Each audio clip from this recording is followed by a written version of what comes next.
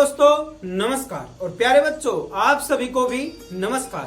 स्वागत है आपके अपने YouTube चैनल और हम लोग कर रहे हैं संत वाणी।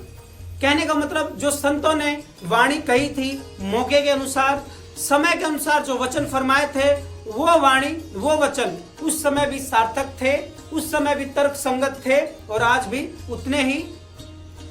कबीरदास जी कहते हैं, बुरा जो देखन मैं चला, मुझसे बुरा न कोई, जो मन खोजा आपने तो मुझसे बुरा ना कोई। कहने का मतलब यह है कि यदि मैं देश दुनिया की बुराई देखन चलूं तो बुराई खोजने में खोजता ही रह जाऊंगा।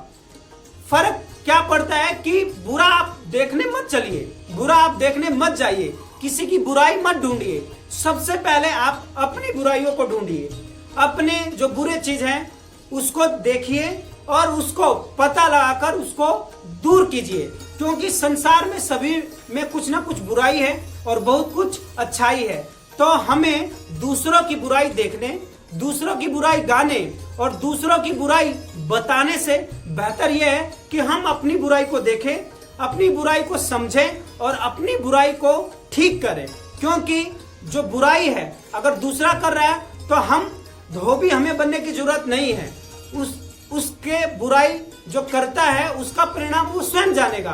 हमें हम पर फोकस करने की जरूरत है, हमें अपने ऊपर फोकस करने की जरूरत है, हमें खुद समझदारी करने की जरूरत है।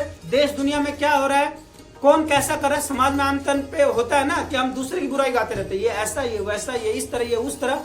इस तरीके से कर कर हमें कुछ भी फायदा नहीं है। यदि हमें समाज सुधारना है, यदि हमें परिवार सुधारना है और यदि हमें एक ऑर्गेनाइजेशन सुधारना है तो बुराई गाने की बजाय, दूसरों की लेग पुलिंग करने की बजाय हमें अपनी कमियों पर ध्यान देना चाहिए। क्योंकि सभी को मालूम है, सभी इंसान को मालूम है कि उसमें क्या बुराई है और उस बुराई को पता लगने के बाद आप उसको ठीक करने का प्रयास कीजिए, न कि सारी एनर्जी, सारा फोकस दूसरों की बुराई गाने पर लगाइए।